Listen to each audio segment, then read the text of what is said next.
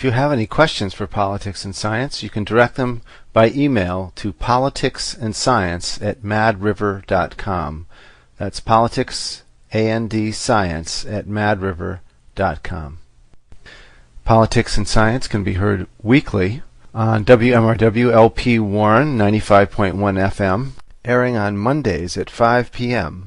And in the Bellows Falls area can be heard on Wool LP Bellows Falls at 101.1 FM, airing from 3 to 4 p.m. on Sundays and from 9 to 10 a.m. on Mondays. Politics and Science presents the viewpoints of its participants and does not necessarily reflect the viewpoints of any other person or organization. And today on Politics and Science, the 27th of April 2009, it's the second in a series on looking at the uses and abuses of radiation in our culture, with a particular focus on ionizing radiation, i.e. nuclear technology. And again this week, I'm very pleased to have Dr. Raymond Peet, endocrinologist, physiologist, and science historian from Eugene, Oregon, on the show today. And his website, if you'd like more information, is raypeet.com. And Ray, can you hear me? Yes. Oh, good.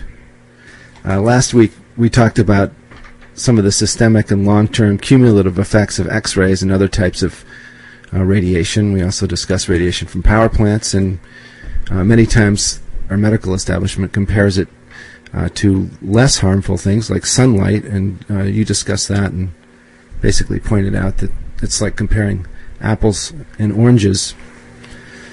The key idea is linear energy transfer. How much of the energy actually gets into your tissue and interacts with it. I see. And the ionizing radiation has far more energy.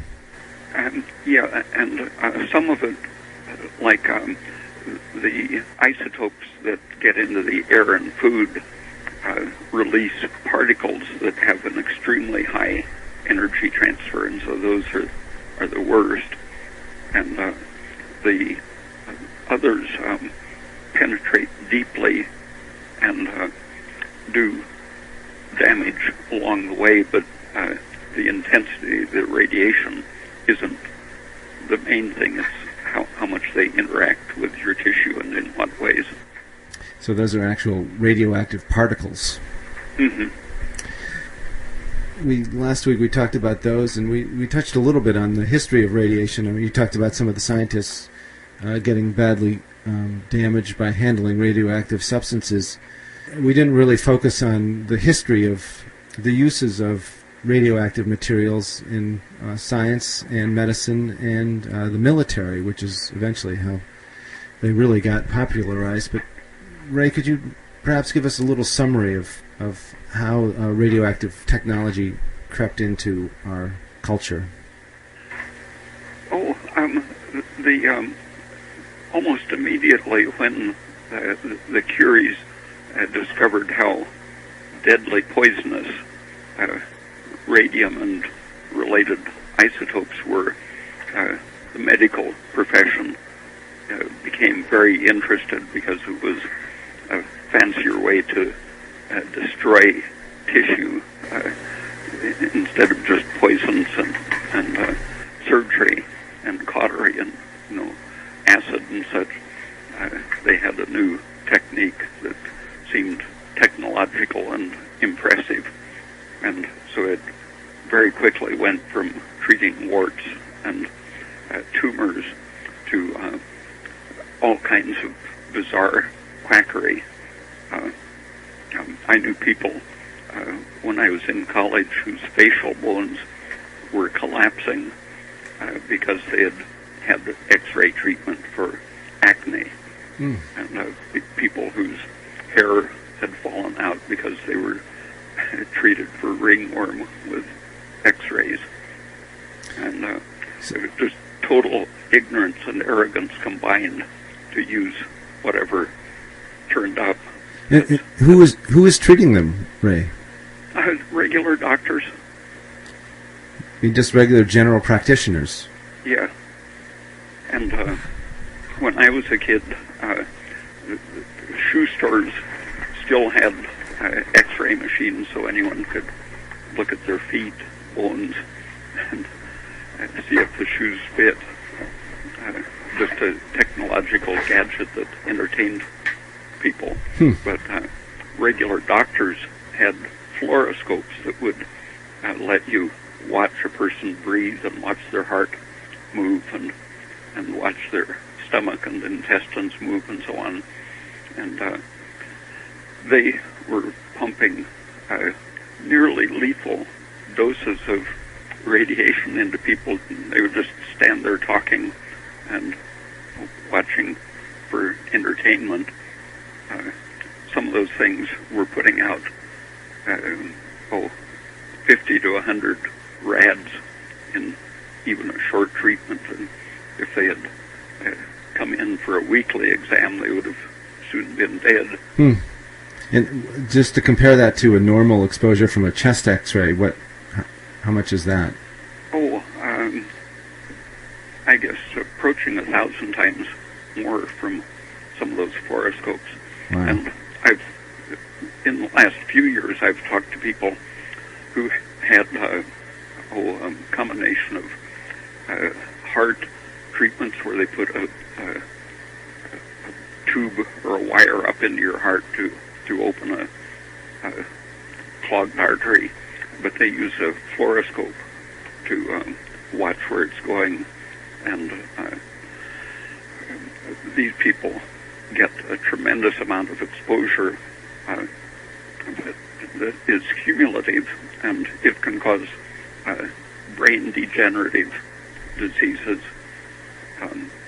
And the heart surgeons who do that kind of work have a high incidence of brain cancer, and so they are advised to wear a lead cap so they don't get brain cancer.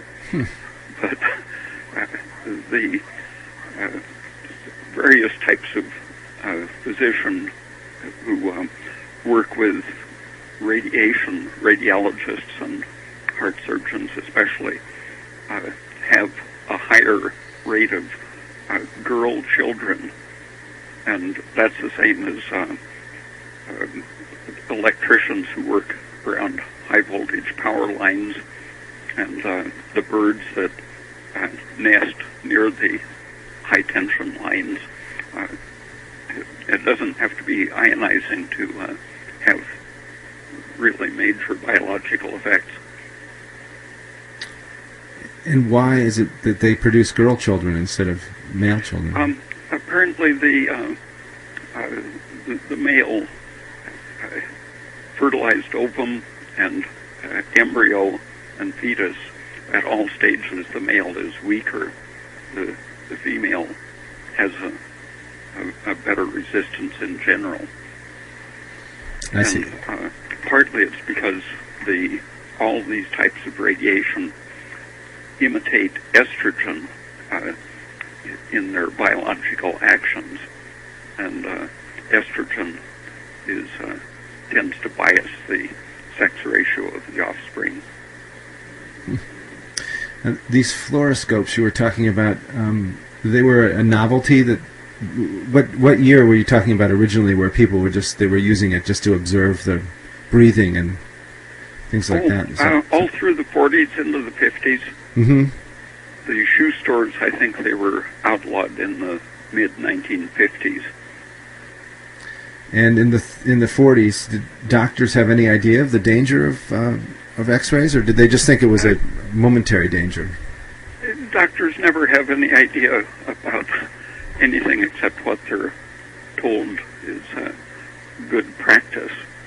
And the information was available, like chiropractors and borderline people in the medical profession had pamphlets in their office at that time. In the 1940s, I saw these pamphlets giving references to the research literature showing that radiation accelerates aging process.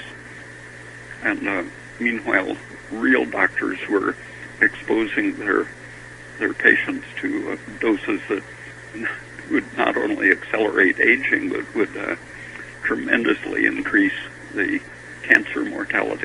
Leukemia was extremely high in that period, not only from radioactive fallout from atmospheric bomb tests, but from the medical X-rays of pregnant women and fluoroscoping of the general patients. So it sounds like our culture was basically in love with modern technological gadgets. Just the same as it is now. Mm-hmm. Some differences, but the same principles. And doctors, I'm sure most doctors, if they'd heard that information from a source that they respected, would have cut out many of those practices. And I think they have probably cut out most of the excessive ones. Well, yeah, but the people who sell the equipment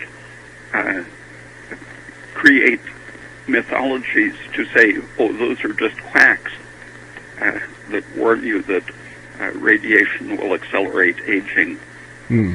Now, 60 years later, some of the best research is showing that radiation causes the formation of amyloid, the type of substance that is incriminated in Alzheimer's disease and degenerative lung disease and kidney disease and pancreatic disease and so on. Amyloid is a plaque? It's a type of protein that forms plaques. When a protein, normally the very common structure of a protein is that there are helix structures, a spiral piece of a chain of protein, and with a certain disturbance, those spirals can break down and fold over against themselves and make a sheet arrangement called a pleated sheet. Mm-hmm. And those sheets then can stick to a similar sheet structure in another protein, and this array of pleated sheets in different protein molecules sticking together forms a long fibril, and then those fibrils are what actually forms the plaque. So first you form the degraded protein, and then the proteins form fibers, and the fibers condense into the visible plaques that they call amyloid. And that's a common symptom in all Alzheimer's patients? Yeah, and it's turning up in practically all aged tissues, but it's accelerated by radiation and toxins and estrogen and even microwaves and other types of disturbing energy. Ultrasound even can, in vitro, you can produce amyloid fibrils with energy as low as ultrasound or microwaves. I thought ultrasound was actually protective of tissue, but I guess it does have some drawbacks then. Yeah. Everything that puts energy into cells and tissues in unbiological ways can cause some disruption. I can see how that would be. We were talking to Professor Gilbert Ling a few weeks ago, and he was basically talking about the electrical nature of living tissue, how everything is basically in an electrical relationship, all the proteins and the water within a cell. Yeah, the electrical interactions between proteins and water, that's exactly where the problem is with all kinds of radiation and even toxins. The romantic classical physics people who wanted to think mathematically about radiation and assure people that there was a threshold below which radiation wasn't at all harmful. This kind of thinking wanted to say that unit of radio energy had to be sufficient to break a chain of DNA before anything happened biologically. And that takes a direct hit and a certain high energy. So that's where the idea of the danger of ionizing radiation came from. But before the ionizing radiation actually has a direct hit and breaks a DNA chain, it's doing many much more subtle things, causing fluctuations in the electronic system of proteins and causing subtle changes in the way water relates to those proteins. So if the medical world and physics had been paying closer attention to Gilbert Ling's work 50 years ago, most of these questions would have been settled in a very different way, with much more concern for protection than for promotion of industry.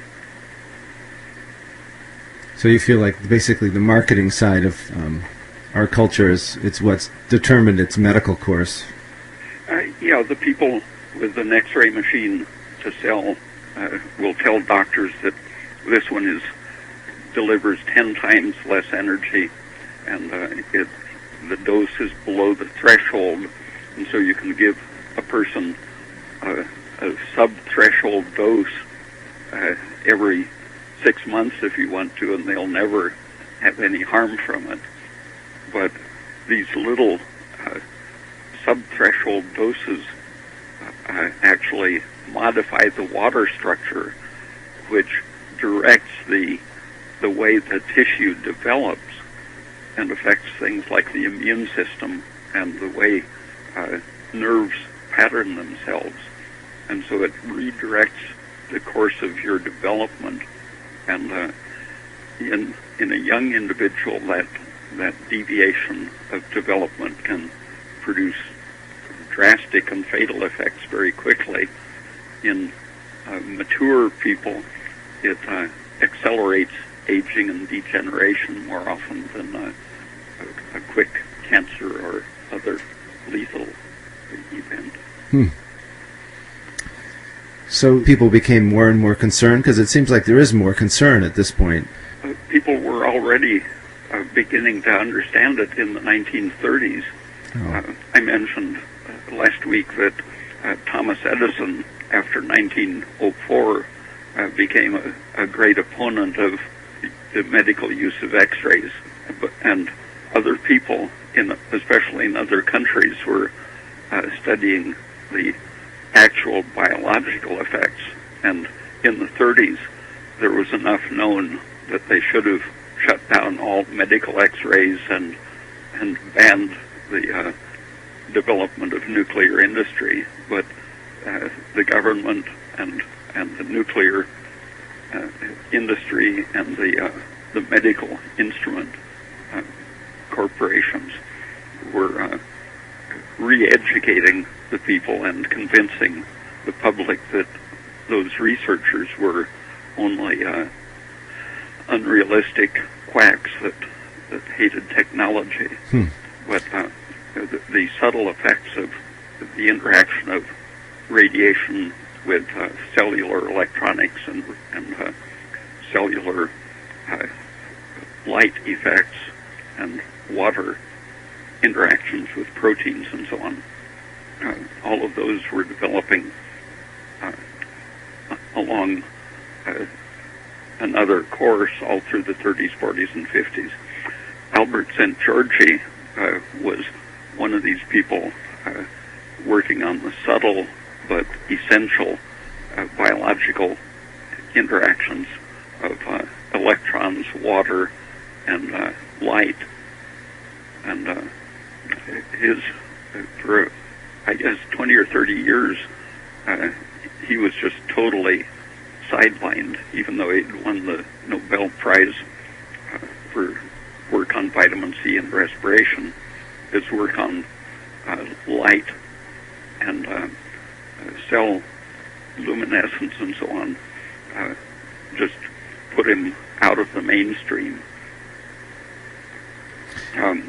People who criticize industry become the victims of corporate government campaigns to convince the public not to listen to them. The big nuclear corporations, I guess they still do it, but some of them used to have weekly seminars where they would have people come in and tell the staff, all the physicists and engineers working there, that radiation was actually good for them biologically, and then they would smear people who had presented evidence of the toxic effects of radiation or nuclear plants. For example, Sternglass, people were convinced that he was such a quack that they wouldn't even look at his books. And Alice Stewart, who showed that medical x-rays were probably the main cause of childhood cancer, for about 30 years she was ridiculed because the corporations campaigned and taught their employees that these were basically demented or insane people. Do you think this mindset was connected in any way to the military use of? The military, once they started doing their atmospheric tests, they joined up with the medical, the X-ray industry and so on, and they had massive campaigns to tell the public that fallout was good for you, that it was below a threshold, and that it would actually stimulate you to be slightly irradiated. And the professors who criticized that, campaigns were mounted using some of the right-wing organizations like the John Birch Society to create scandals. They would, the professor would be identified as an opponent of atmospheric bomb testing, and then they would create a scandal implicating them in some kind of immoral or pro-communist activity, and get them fired for something other than their expressed opposition.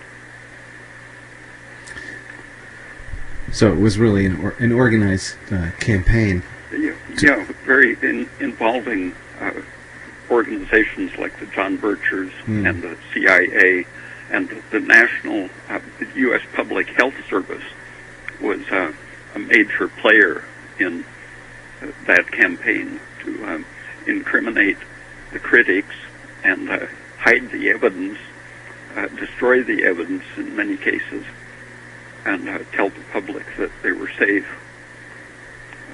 So the Public Health Service was very influential with the medical profession especially. It sounds like this, sort of the Cold War is when it started to really get bad in terms of the universities being affected and all of our public health services.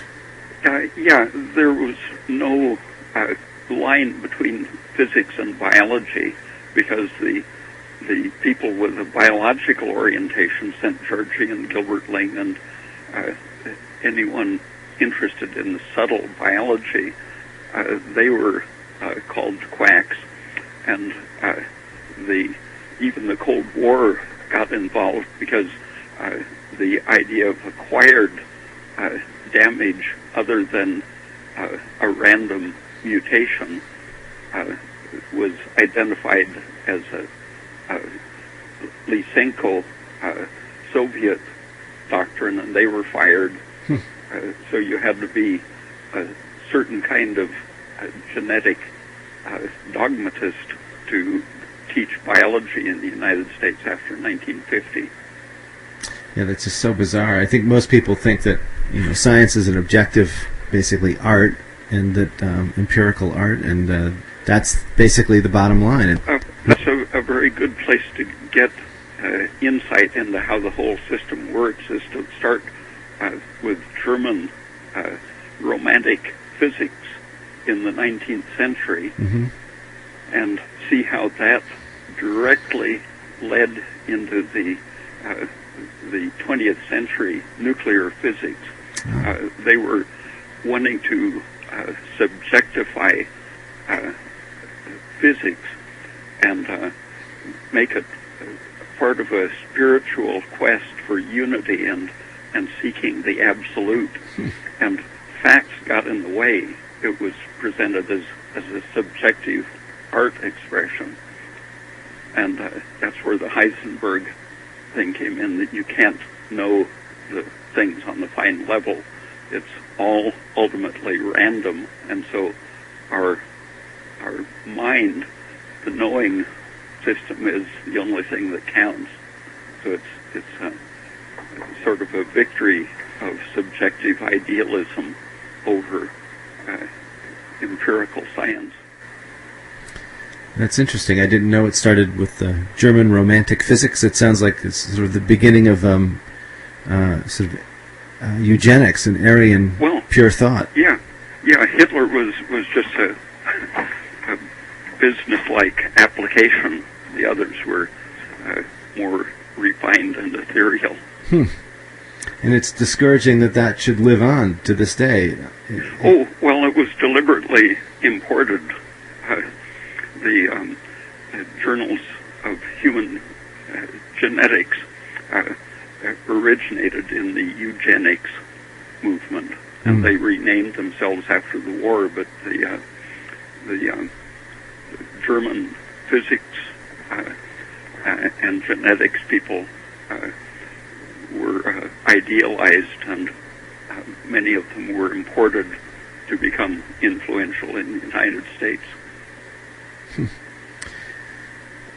You talked about the American culture, maybe most of the world's industrialized nations' culture of love of new technology, and in terms of selling nuclear technology, it seems like the equation E equals mc squared and Einstein's popularity really played a big role in bringing that to the front of popular culture. I don't claim to understand what E equals mc squared means, except it sounds like, just on a superficial level, that energy is the same thing as matter, which to me is a little confusing. It sounds like it's saying that everything is the same as everything else. That only becomes really dangerous when they start saying that energy and information are the same, and that knowing and matter are the same. You can argue about how interactive energy and substance are. Einstein had an interesting exchange with Max Born, another physics worker, about whether the field of a particle is part of the substance of the particle. And Einstein's position was that the field should count as matter, and so from Einstein's perspective, there was nothing idealistic about it necessarily. That matter was just energy was just another form of matter, substance that could be related to ordinary forms of matter.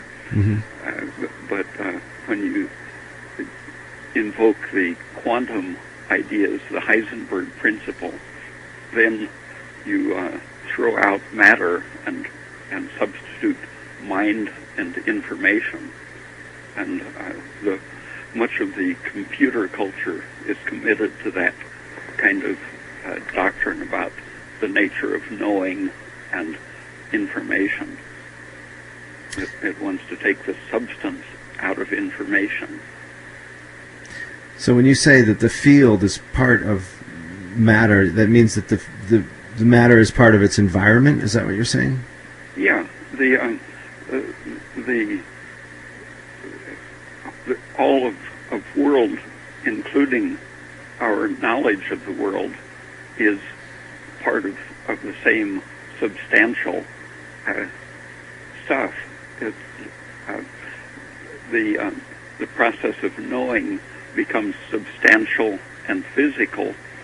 For example, there are people who have demonstrated luminescence in the visual center of the brain and in the optic nerve and so on, that when we see a colored light, we actually light up with that color inside.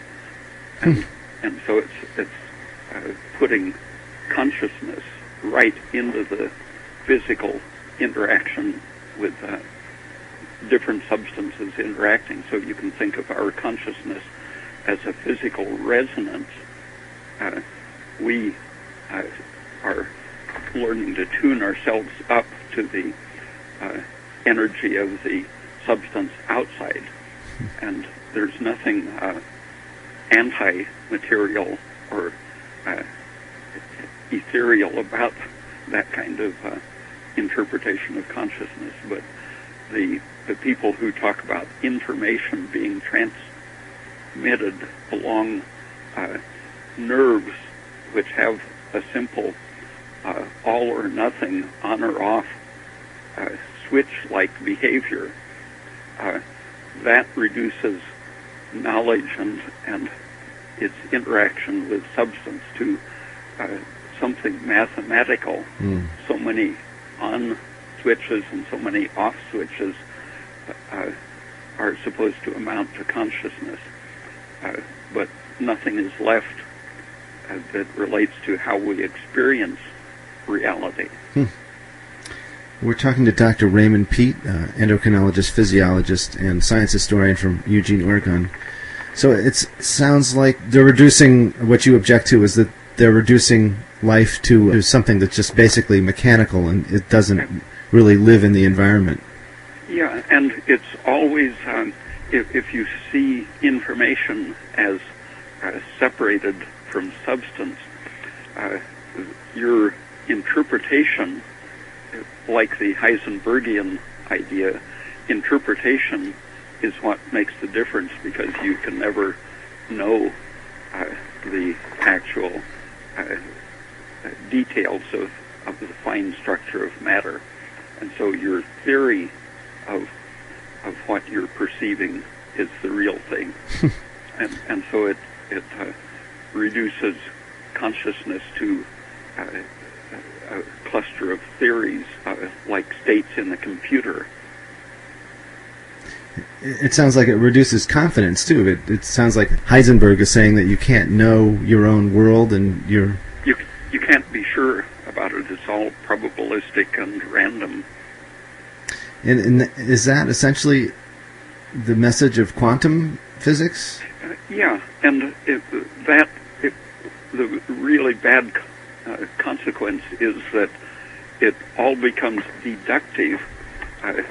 The hypothesis is tested against the reality, but the reality is merely statistical probability, and so the definiteness is only on the side of theory, and that means that you can think your way to the absolute and the truth, but you don't have to learn your way, because out of this probabilistic quantum world, nothing definite is going to come without the insertion of that specific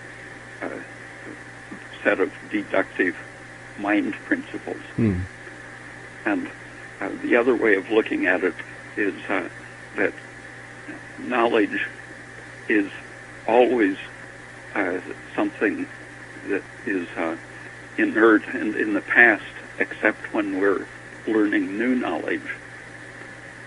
The inflow from the changing world is where knowledge comes from.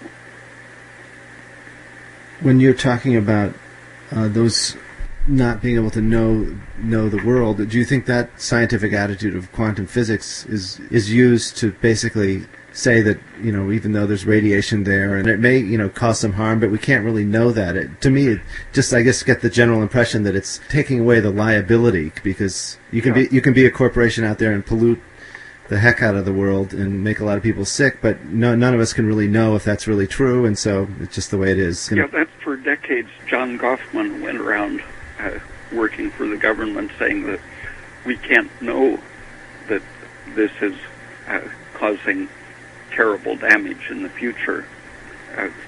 The idea that you shouldn't act on anything that you haven't tested empirically.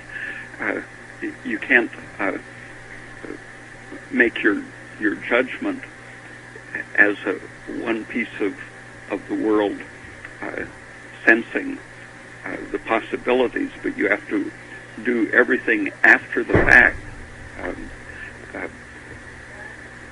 The knowledge after the fact is the only thing that Goffman would recognize for years, and then suddenly it occurred to him that if you're doing the damage, maybe it would be nice to take a precautionary attitude.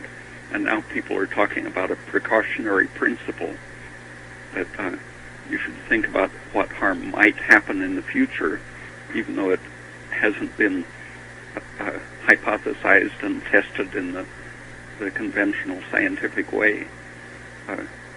It's more like a common sense. You don't wait until the accident happens to avoid the accident. Yeah. No, but Ray, we have a product. We have to get it on the market. If we do that, we'll lose valuable marketing time.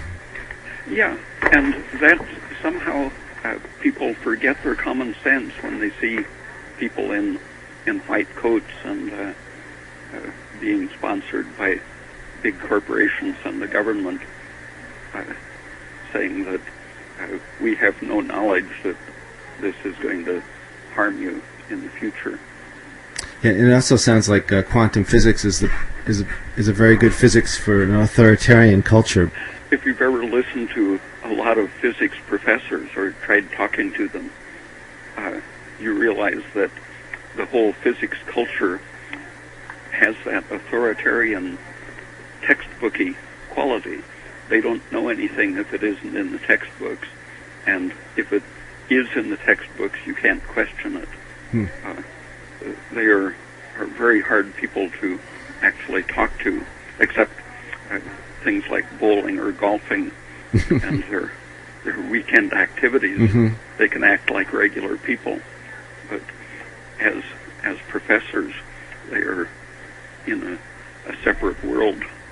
So the textbook basically establishes the party line, and then that has to be stuck to. Yeah.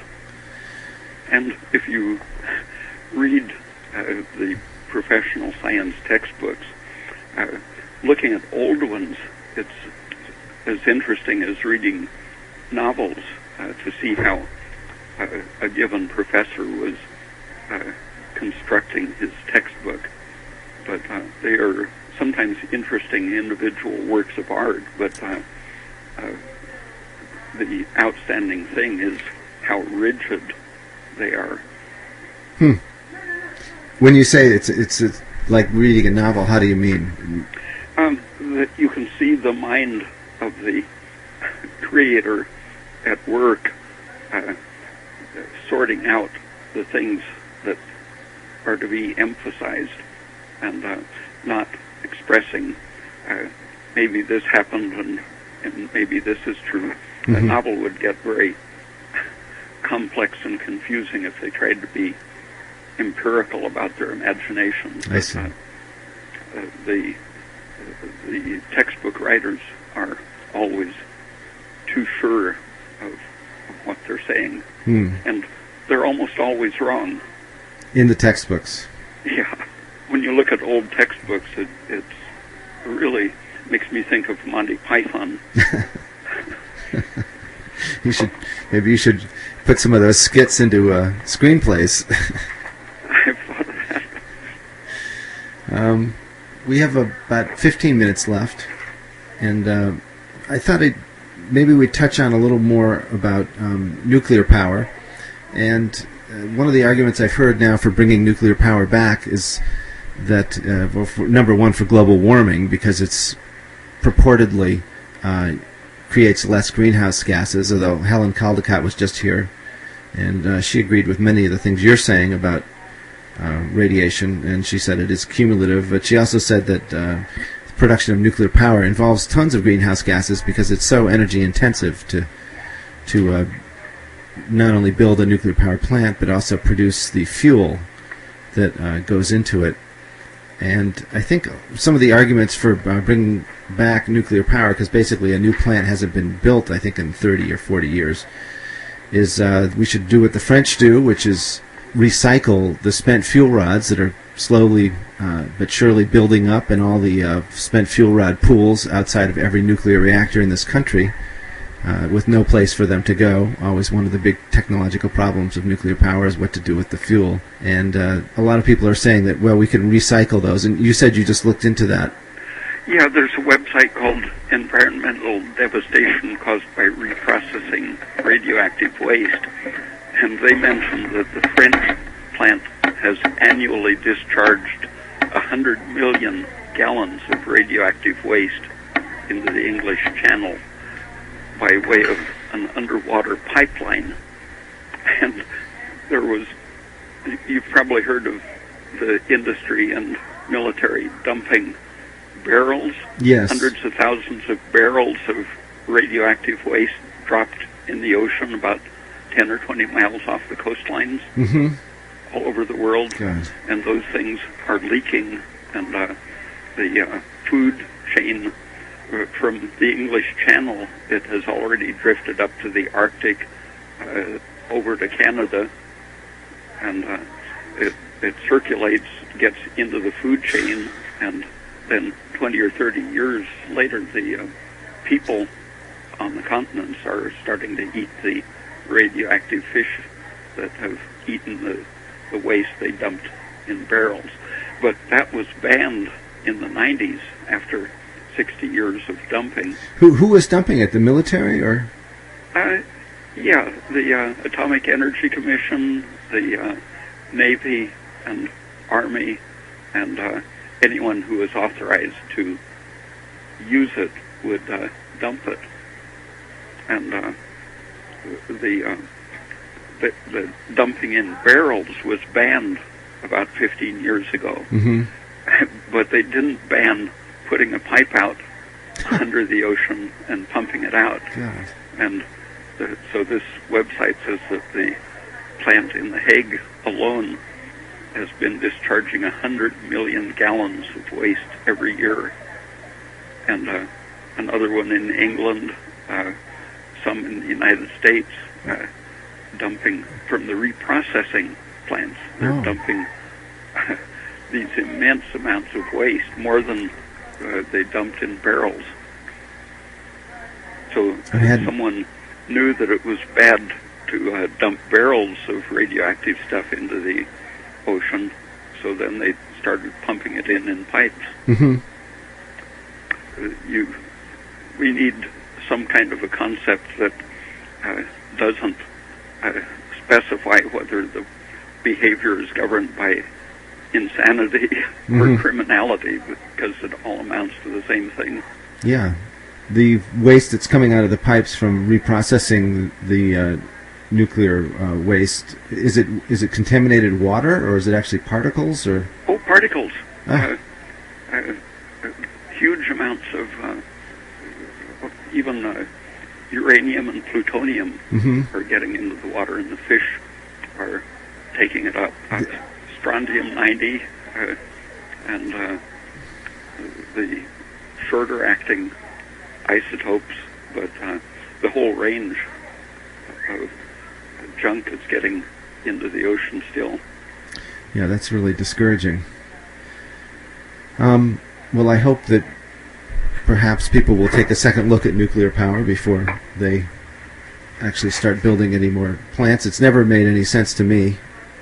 They always claim that they would solve the technological problem somewhere down the road, but when you have a process that's basically spewing out the worst poison known to man. The United States has two very contaminated areas besides what goes into the ocean and rivers.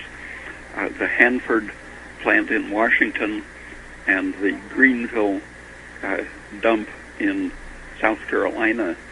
A nearby town was finding their well water was contaminated with uranium, and the people reporting it said it must indicate some natural uranium mineral source upstream in the water table. They were only 20 miles from the Greenville nuclear dump. Wells in that area are being contaminated with all kinds of isotopes. Several years ago, I was driving south on I-5, going about the speed limit in Northern California, and saw a huge truck coming up behind me going about 90 miles an hour. And as it went past, there was this giant vat on the back. A big cylindrical tub was the only load, and it said Greenville, South Carolina. Wow. And so the people who transport these giant vats of waste from Hanford to South Carolina aren't the safest type of driver. Yeah, I remember there was some debate about whether to allow them to move nuclear waste around the country on the back of semi-trucks, and they did decide to allow it. Yep, one of those trucks going across the mountains from a Northern California reactor over to I-5, I guess heading for South Carolina. The road was so narrow, it got stuck going around. It was such a long truck that it wouldn't go around the corner in the highway.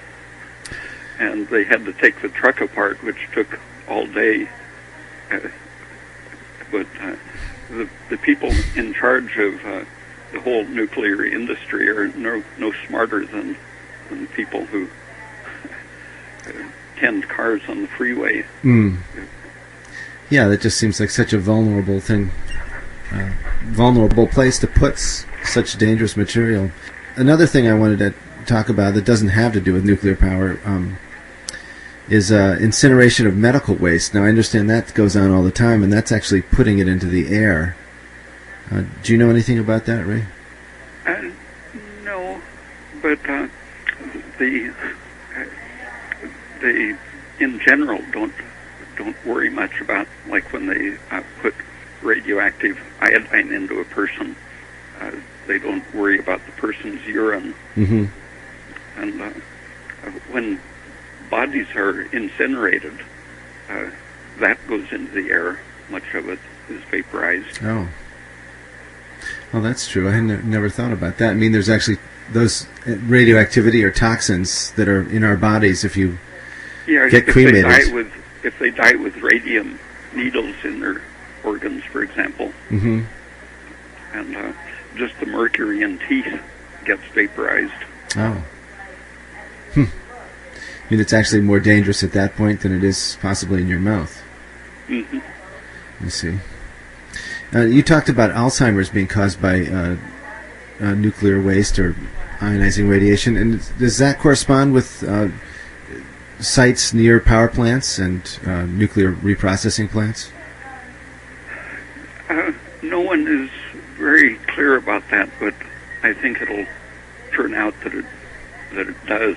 People are starting to look at the various sources, microwave radiation, telephones, and power lines, and there are some people who have been working on that for about 25 years and claim that it's so, and I suspect it is.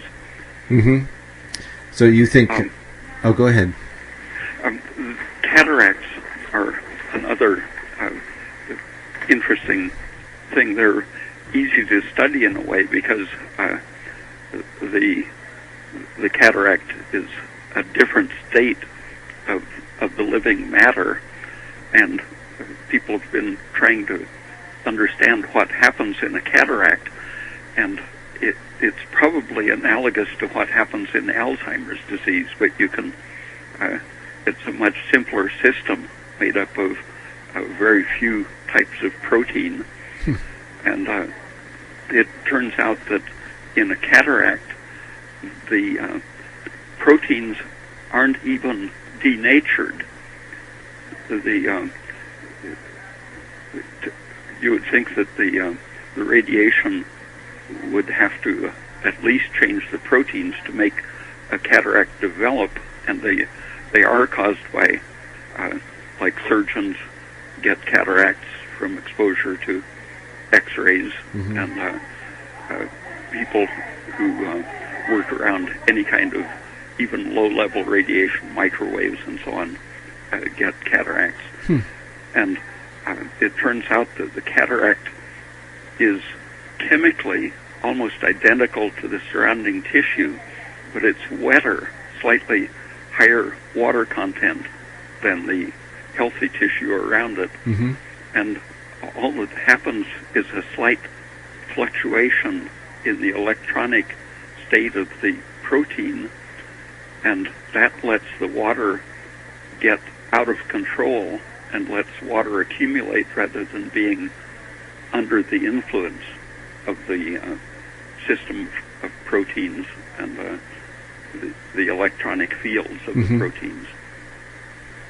So it lets you see in a very concrete way how energy of not even thermal energy in the ordinary sense, but it is, you would classify it as thermal energy because it's just the vibrational state of the water molecules which has changed, and makes all the difference between a lens that works and a lens that's opaque. And similar changes probably happen very early in a disease like Alzheimer's or cancer, that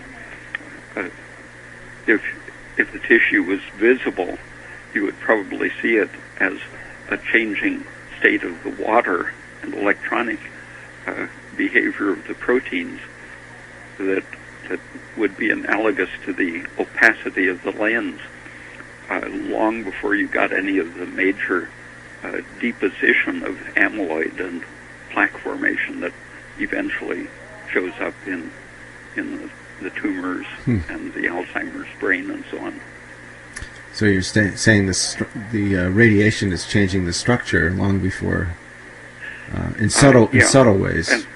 And if just microwaves and ultraviolet light can do it, then that says that when a gamma ray or X-ray passes through your brain, like bouncing off a dental X-ray, but these very relatively weak transmissions through your living tissue don't have to even ionize anything. All they have to do is slightly add some energy to the system.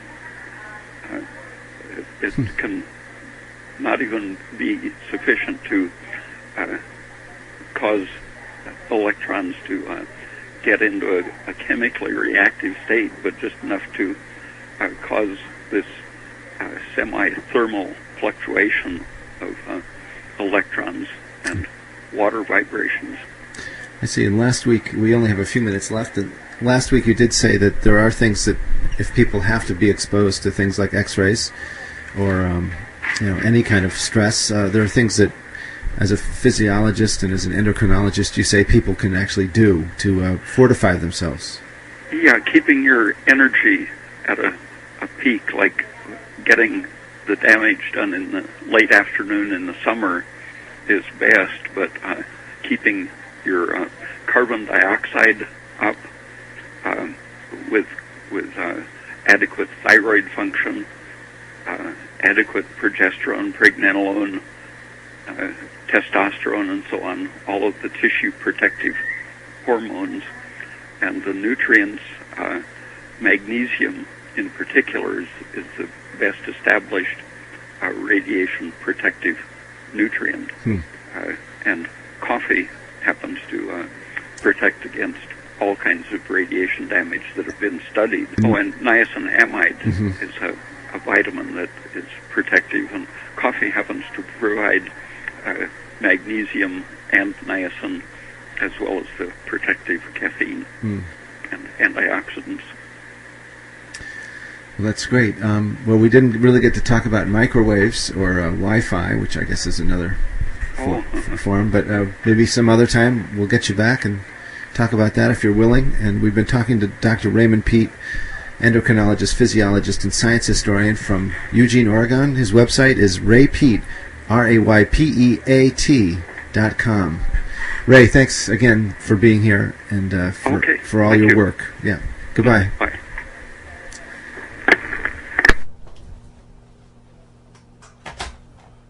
And another hour has flown by with Dr. Raymond Peat. Again, his website is raypeat, RAYPEAT.com. So thanks for listening. This has been Politics and Science. If you have any questions for Politics and Science, you can direct them by email to politicsandscience@madriver.com. That's politicsandScience@madriver.com.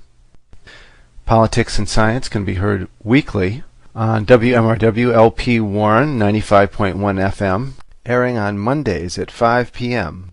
And in the Bellows Falls area can be heard on Wool LP Bellows Falls at 101.1 FM, airing from 3 to 4 p.m. on Sundays and from 9 to 10 a.m. on Mondays. Politics and Science presents the viewpoints of its participants and does not necessarily reflect the viewpoints of any other person or organization.